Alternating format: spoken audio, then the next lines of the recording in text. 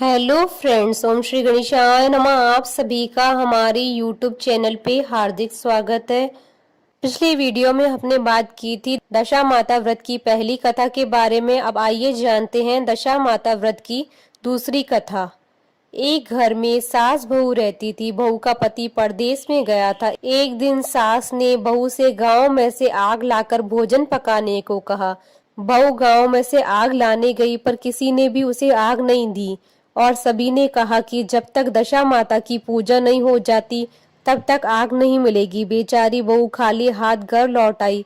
उसने सास को बताया कि गांव भर में आज दशा माता की पूजा है, इसलिए कोई आग नहीं दे रहा है। शाम हो जाने पर सास आग लेने गांव में गई तो स्त्रियों ने उसे आराम से बैठाया और कहा कि सुबह तुम्हारी बहू आग लेने आई थी, परंतु हमारे यहाँ पूजा नहीं हुई थी, इसलिए आग नहीं दे सकी। सास आग लेकर अपने घर पहुंची ही थी कि एक आदमी बछड़ा लिए आया और उसके पीछे एक गाय भी थी। स्त्री ने उससे पूछा कि यह गाय का पहला बच्चा है क्या? आदमी ने उत्तर दिया हाँ। उसने फिर उससे पूछा कि बछड़ा है या बछिया? उसने जवाब दिया कि बछड़ा है। सास ने घर जाकर बहू से कहा, आओ हम दोनों भी दशा माता का डोरा लें और व्रत करें। दोनों सास बहू ने डोरा लिया। सवेरे से व्रत प्रारंभ किया। 9 व्रत पूरे हो जाने पर 10वें दिन डोरे की पूजा की। सास बहू दोनों ने मिलकर गोल गोल 10-10 अर्थात कुल 20 फेरे बनाए और 21वां बड़ा फेरा गाय को दे दिया। पूजन समाप्त होने पर सास बहू दोनों पारण करने बैठी। उसी समय बुढ़िया के बेटे ने परदेश से लौटकर दरवाजे पर आवाज लगाई। आवाज सुनकर माँ ने सोचा कि क्या हुआ। थोड़ी देर बेटा दरवाजे पर ही खड़ा रह जाएगा, मैं पारण करने के बाद दरवाजा खोलूंगी। इधर बहू ने आवाज सुनी तो उसे रुकने का साहस नहीं हुआ। अपनी थाली का अन्न इधर उधर करके झट से पानी पीकर उठ गई। उसने जाकर दरवाजा खोला। पति ने उससे पूछा कि अम्मा कहाँ है? बहू ने उत्तर दिया, वह तो अभी पारण कर रही है। तब पति बोला, मैं तुम्हारे हाथ का जल भी नहीं पीऊंगा, क्योंकि मैं 12 बरस से घर आया हूँ। इतने दिनों न जाने तुम किस प्रकार रही होगी। अम्मा आएगी, वह जल लाएगी, तभी जल पीऊंगा। यह सुनकर स्त्री चुपचाप बैठ गई। इतने में उसकी अम्मा पारण कर अपनी थाली धोकर पी चुकी। तब लड़के के पास गई। लड़के ने माँ के पैर छुए। अम्मा उसे आशीर्वाद देकर बेटे को घर में ले आई। माता ने थाली परोस कर रखी। बेटा भोजन करने लगा। उसने हाथ में पहला ग्रास ही लिया था कि फेरों के वे टुकड़े जो बहू ने अपनी थाली में फेंक दिए थे अपने आप बेटे के सामने आने लगे। बेटे ने माँ से पूछा, ये सब क्या हो रहा है? माँ बोली, मैं क्या जानूं बेटा, बहू जाने। यह सुनकर बेटा आग बबूला होकर बोला, ऐसी बहू मेरे किस काम की, जिसके चरित्र की तुम साक्षी नहीं हो। उसको मैं घर में नहीं रख सकता, इससे अभी घर से निकालो। यदि ये घर रहेगी तो मैं घर नहीं रहूंगा। माँ ने बेटे को व्रत के पारण का सब हाल बताकर इस तरह से समझाया, परंतु वह मानने को तैयार नहीं हुआ। वह यही कहता रहा कि इसे घर से बाहर करो तो ही मैं रह सकता हूँ। माँ ने सोचा, बहू को थोड़ी देर के लिए बाहर कर देती हूँ, जब लड़के का गुस्सा उतर जाएगा तब बहू को बुला लूंगी। बुढ़िया ने बहू से कहा, डेयरी के पास जाकर पेड़ के नीचे थोड़ी देर के लिए खड़ी हो जा। जब बहू पेड़ के नीचे खड़ी हुई तो पेड़ बोला, मुझसे हटकर खड़ी हो, मैं दशा माता की विरोधी को छाया नहीं दे सकता। इस पर वह वहां से चलकर घड़ोची के पास गई। घड़ोची बोली, मुझसे हटकर खड़ी हो, मुझ पर इतना भार घड़ों का नहीं है जितना तेरा है। वह यहाँ से भी हटकर कूड़े के ढेर पर खड़ी हो गई। कूड़े का ढेर भी बोला, मुझ पर भार इतना कूड़े का नहीं है जितना तेरा है, चल यहाँ से हटकर कहीं और खड़ी हो जा। इस प्रकार उसे कहीं भी खड़ा नहीं होने दिया गया। वह अपने मन में दुखी हुई। वह जंगल में चली गई। जंगल में भूखी प्यासी घूमती फिरती एक सूखे कुएं में गिर पड़ी। वह उसमें गिरी, परंतु उसे चोट नहीं आई। वह नीचे बैठ गया। अचानक राजा नल वहां शिकार खेलते खेलते वहां पहुंच गए। उसके साथी बिछड़ गए थे। वह प्यास के कारण उसी कुएं में आए जिसमें वह स्त्री बैठी थी। राजा नल के भाई ने कुएं में पानी के लिए लोटा डाला तो उस स्त्री ने लोटे को पकड़ लिया। भाई ने नल से कहा कि इस कुएं में किसी ने लोटा पकड़ लिया है। तब राजा नल ने कुएं में आकर कहा कि तुम यदि पुरुष हो तो मेरे धर्म के भाई हो, और यदि स्त्री हो तो मेरी धर्म की बहन हो। तुम जो भी हो बोलो, मैं तुम्हें बाहर निकाल लूंगा। स्त्री ने आवाज दी। राजा ने उसे बाहर निकाल लिया और हाथी पर बैठाकर राजधानी में ले आया। महाराज को शिकार से लौटकर महलों की ओर आते देखकर सेवकों ने महारानी को महाराजा के आने की सूचना दी। सेवकों ने एक स्त्री को भी हाथी पर बैठा देखकर रानी को बताया। महाराजा एक नई रानी भी साथ ला रहे हैं। यह जानकर रानी बहुत दुखी हुई। इतने में महाराज भी वहां आ गए। रानी ने हाथ जोड़कर विनती की, महाराज मुझसे ऐसी क्या गलती हो गई जो आपने मेरे रहते दूसरा विवाह कर लिया। राजा नल ने हंसकर उत्तर दिया, वह तुम्हारी सौत नहीं ननंद है, मेरी धर्म की बहन है।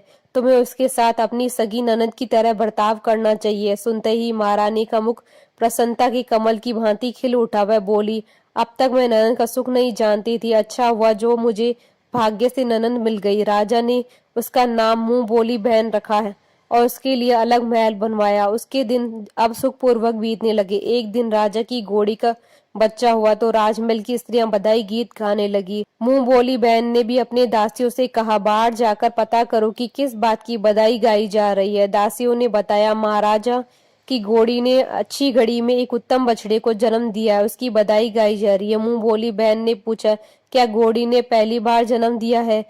दासियों ने उत्तर दिया, हाँ। तब मुंह बोली बहन ने महारानी के पास जाकर कहा, आओ भाभी रानी, हम तुम दोनों दशा माता का डोरा ले। रानी ने पूछा, डोरा क्या चीज है, मुझे समझाओ। वह बोली, दशा माते के व्रत का नियम है कि पहले पहले जब गाय या घोड़ी या स्त्री के प्रसव की खबर सुने तब डोरा लेकर व्रत आरंभ करते हैं। 9 व्रत करने के बाद 10वें दिन डोरे का पूजन करके विसर्जित करते हैं। इसी के साथ ही उसने पारण का नियम भी बताया। तब महारानी बोली, तुम्हारा व्रत तुमको फले। मैं पूरी और दूध की खीर खाने वाली रानी महारानी बला बनफरा गोले की पपड़ी खाकर कैसे रह सकती हूँ? ऐसा खाना खाए मेरा दुश्मन। वह बोली, भाभी मुझे जो चाहे कह लो, परंतु व्रत के संबंध में कुछ मत कहो। मैं इसी व्रत के उल्लंघन के कारण मारी मारी फिरती आपके देश में आई हूँ। महारानी ने उदासीनता के साथ कहा, मुझे क्या पड़ी है, जो तुम्हें जो अच्छा लगे वह करो, मैं मना तो नहीं कर रही हूँ। मुंह बोली बहन ने श्रद्धापूर्वक डोरा लिया। 9 दिन तक व्रत किए। 10वें दिन विधिवत पूजन किया, गोला फरा बनाए और संध्या को पारण करने बैठी। उसी समय उसके पति को अचानक कुछ प्रेरणा सी हुई। वह अपनी माता से आज्ञा लेकर अपनी पत्नी को ढूंढने चल दिया। घूमता फिरता वह राजा नल की राजधानी में पहुंच गया और अपनी पत्नी का पता लगाने लगा। उसने एक कुएं पर कुछ औरतों को बातें करते हुए देखा। एक कह रही थी कि राजा की मुंह बोली बहन बहुत ही सुंदर ही स्त्री है, आजकल उसी का किया हुआ सब कुछ होता है। दूसरी स्त्री बोली, वह सुंदर होने के साथ साथ धर्मात्मा भी है, जब से आई है तभी से उसने सदाव्रत खोल रखा है, उसके दरवाजे से कोई भी व्यक्ति खाली नहीं लौटता है। तीसरी स्त्री बोली, जब वह जैसी धर्मात्मा है वैसी सदाचारणी भी है। चौथी स्त्री बोली, वह सदाचारणी और सर्वप्रिय है, सारी प्रजा उससे खुश है। पांचवी स्त्री बोली, यह सब तो सही है, परंतु तो अब तक यह पता नहीं चला कि वह कौन है और कहाँ की रहने वाली है। उन औरतों की बात सुनकर वह साधु की वेश में राजा नल की मुंह बोली बहन के महल के द्वार पर जा पहुंचा। वहां उसने भिक्षा के लिए आवाज लगाई तो द्वारपाल उसे भिक्षा देने लगा। उसने द्वारपाल के हाथों से भिक्षा लेने से मना कर दिया। बोला, भिक्षा देने वाली स्वामिनी के हाथों से भिक्षा ग्रहण करूंगा, नहीं तो अपने रास्ते चला। तब द्वारपाल ने उससे कहा, इस समय वह दशा माता का व्रत करके पारण कर रही है, पारण समाप्त होने के बाद ही वह तुमको भिक्षा दे सकती हैं, तब तक तुम इंतजार करो। वह चुपचाप बैठकर इंतजार करने लगा। पारण कर लेने के बाद वह मुट्ठी भर मोती लेकर आई, परंतु सामने अपने पति को पल्ला फैलाए देखकर वह मुस्कुराती हुई लौट गई। दोनों ने एक दूसरे को पहचान लिया था। महारानी ने मुंह बोली ननद को मुस्कुराते हुए कहा, जब से तुम आई हो आज तक मैंने तुम्हें मुस्कुराते नहीं देखा, आज साधु को देखकर हंसने का क्या कारण है? मुंह बोली बहन ने उत्तर दिया कि वह साधु हमारे घर का है। रानी ने पूछा, तब वह ऐसे क्यों आया है? उसने कहा, वह अभी मेरा पता लगाने आया है। महारानी ने राजा नल से कहा, तुम्हारी मुंह बोली बहन के घर के लोग आए हैं। राजा ने कहा, उनसे कह दो कि अभी यहाँ से घर जाकर वहां से हमारी हैसियत से आए, तब मैं अपनी बहन की विदाई करूंगा। राजा नल की मुंह बोली बहन का पति घर जाकर अपनी माँ से बोला, तुम्हारी बहू राजा नल के यहाँ उसकी बहन बनकर रह रही है, वह रोज सदाव्रत करती है और नियम धर्म से दिन बिताती है। तब उसकी माता ने उसे आज्ञा दी, बहू को ले आओ। वह ढोली पीनस बाजे गाजे कहार आदि के साथ यथाचित सज धज कर राजा नल की राजधानी को चल दिया। राजा ने उसको यथाचित आदर सत्कार दिया और कुछ दिन मेहमानी में रखकर विधि पूर्वक बहन की विदाई की। जब वह महल के बाहर निकल चलने लगी तो महल भी उसके पीछे पीछे चलने लगा। तब महारानी बोली, ननद जी तुम चली और मेरा महल भी ले चली, जरा पीछे मुड़कर देखती जाओ।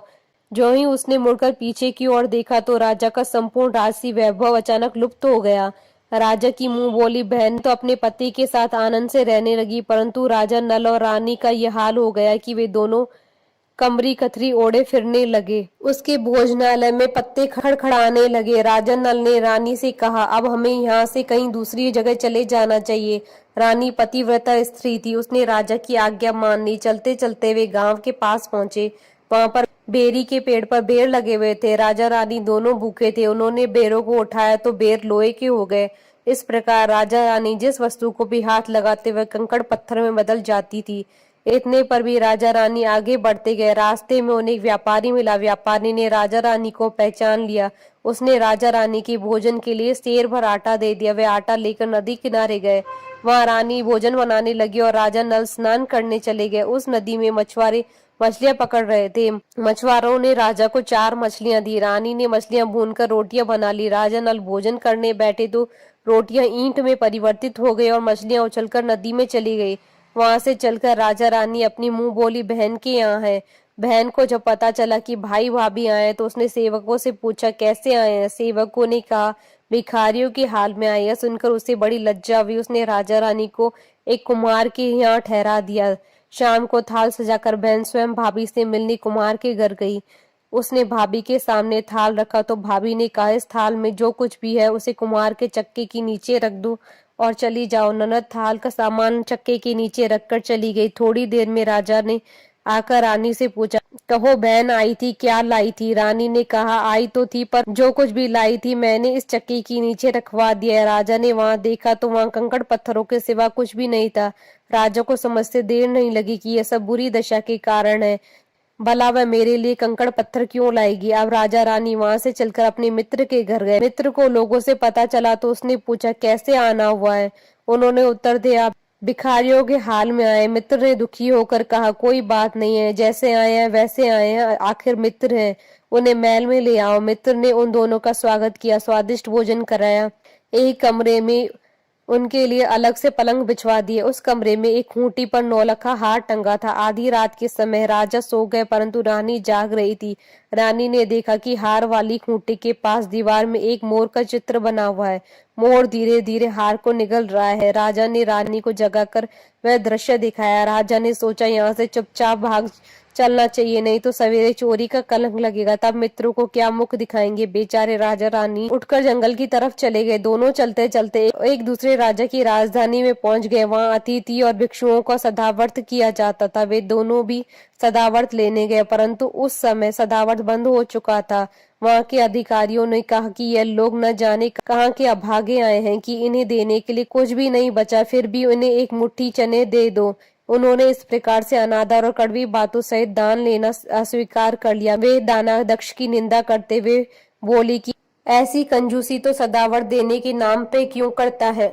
दानाध्यक्ष बोला यह तो बड़ा घमंडी भिक्षुक लगता है, भीख भी मांगता है और गाली भी देता है, इनको हवालात में डाल दो। इस प्रकार दोनों को एक कोठरी में बंद कर दिया गया। एक एक मुट्ठी चने दोनों को खाने के लिए मिलने लगे। जिस कोठरी में राजा रानी को बंद किया गया था उसी के पास आम का रास्ता था। एक जमादारनी राजा की गुड़साल साफ कर रही थी, उसी रास्ते से निकला करती थी। एक दिन वह बहुत देर से निकली। रानी उससे पूछने लगी कि आज तुम्हें देर कैसे हो गई। वह बोली कि आज राजा की घोड़ी को बछड़ा हुआ है, उसकी टहल में देर हो गई। रानी ने पूछा घोड़ी का पहला प्रसव है क्या? जमादारनी ने बताया पहली बार। रानी ने फिर पूछा बछड़ा हुआ या बछड़ी? जमादारनी ने कहा अब बहुत अच्छा बछड़ा हुआ है। यह सुनकर रानी ने राजा से कहा एक बार मैंने तुम्हारी मुंह भोली बहन के डोरे का अनादर किया था, उसी दिन से हमारी दशा बदल गई। मैं आज दशा माता का डोरा लेना चाहती हूँ। राजा ने कहा परंतु यह पूजा की सामग्री कहाँ से आएगी, उसकी नियम धर्म का पालन कैसे होगा? रानी ने उत्तर दिया कि दशा माता ही सब कुछ करेगी, मैं तो उन्हीं के नाम लेकर डोरा लेती हूँ, फिर जो होगा देखा जाएगा। रानी ने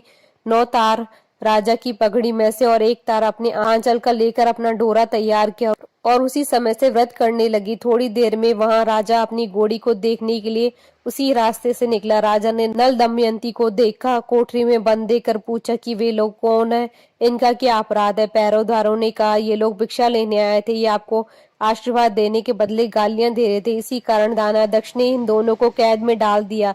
राजा ने कहा यह तो इनका कोई अपराध नहीं है, इनको मनवांछित भिक्षा नहीं मिली होगी इसलिए यह गालियां देने लगे होंगे। इनको संतुष्ट करना चाहिए था, ना कि कैद में डाल देना चाहिए था। इनको अभी रिहा करो। राजा की आज्ञा से उसी समय दोनों को कोठरी से बाहर निकाला गया। राजा उनके पांव में पद्म और माथे पर चंद्रमा देखकर पहचान गया, यह तो राजा नल और रानी दमयंती है। इस पर उसने दोनों हाथों से हाथ जोड़कर क्षमा मांगी और हाथी पर बैठाकर अपने महल में ले गए। कुछ दिन तक राजा के यहाँ रहकर उन दोनों ने पूरे राशि ठाट के साथ अपनी राजधानी की ओर प्रस्थान किया। रास्ते में वे पहले अपने मित्र के यहाँ आए। मित्र ने राजा नल की आने की खबर सुनकर लोगों से पूछा, मित्र आए तो कैसे आए हैं? लोगों ने कहा, अब की बार तो राशि ठाट बाट के साथ हाथी घोड़े पर डंका निशान पालकी पीनस व फौज को साथ लेकर आए हैं। मित्र ने कहा, अच्छी बात है, आने दो। मेरे लिए तो जैसे तब थे वैसे अब भी हैं, आखिर है तो मित्र ही। राजा रानी मित्र के महल में गए। मित्र ने उनको आदर सत्कार के साथ उसी स्थान पर ठहराया जिस स्थान पर पहले ठहराया था। आधी रात के समय जब राजा सो रहे थे और रानी पैर दबा रही थी, तब रानी ने देखा कि मोर का चित्र जो पहले हार को निगल रहा था उसे उगल रहा है। रानी ने राजा को जगाकर यह दृश्य दिखाया। राजा नल ने अपने मित्र को बुलाकर दिखाया। मित्र बोला कि मैंने तब भी तुमको चोर नहीं समझा था और न अब समझता हूँ। यह दृश्य तुम्हारी बुरी दशा का फल है। आप निश्चिंत रहिए, मेरे मन में कोई मैल नहीं है। मित्र के यहाँ से चलकर राजा रानी अपनी मुंह बोली बहन के यहाँ गए। उसने सुना राजा भैया आ रहे हैं तो उसने लोगों से पूछा, कैसे आ रहे हैं? लोगों ने कहा, जिस प्रकार राजा को आना चाहिए उसी प्रकार आ रहे हैं। उसने कहा, उनको मेरे महल में ले आओ। जब राजा नल का हाथी बहन के महल की ओर बढ़ा, तब रानी ने कहा, आप अपनी बहन के घर जाइए, मैं तो उसी कुम्हार के घर रहूंगी जिसके पहले ठहरी थी। राजा ने कहा, जिस कारण इतने दुख उठाए तुम फिर उनसे झगड़ा मोल लेना चाहती हो, यह तुम अच्छा नहीं कर रही हो। परंतु रानी नहीं मानी, वह कुमार के घर ठहरी। राजा बहन के घर चले गए। शाम को राजा की बहन भाभी के लिए थाल सजाकर कुमार के आई। उसने भाभी के सामने थाल रख दिया। भाभी सोने चांदी के गहने उतार उतार कर रखने लगी और कहने लगी, खाओ रे मेरे सोने चांदी के गहने, खाओ, हम भूखे नंगे क्या खाएंगे? यह उलाना सुन ननद बोली, यह उलाना किसे देती हो? मुझसे उस समय जो कुछ भी हो सका उस समय लाई थी, वही अभी भी लाई हूँ। विश्वास न हो सके तो चक्के के नीचे अब भी देख लो। सचमुच चक्के के नीचे देखा तो वहां पर मणिक मोतियों का ढेर लगा था। रानी यह सब देखकर सन्न रह गई। वह बोली, ननद जी तुम्हारा कोई दोष नहीं है, तो हमारी बुरी दशा का परिणाम था। रानी ने ननद का लाया हुआ सब सामान और अपनी तरफ से कुछ और जवाहरात मिलाकर ननद को वापस कर दिया, परंतु ननद को पूजा का न्योता देना भूल गई। वहां से चलकर राजा सूरा गाय के पास आए। गाय ने सेना सहित राजा को पेट भर दूध पिलाया। वहां से आगे चलकर वह नदी के तट पर पहुंचे। वहां पड़ाव डाला, भोजन बनाया गया। जब राजा भोजन करने बैठे तो उसी समय नदी में से उछलकर गिरी हुई भुनी भुनाई मछलियां अपने आप थाली में गिर पड़ी। वह रोटियां जो ईंट बन गई थी फिर रोटियां बन गई। राजा ने कहा, यह सब क्या हो रहा है?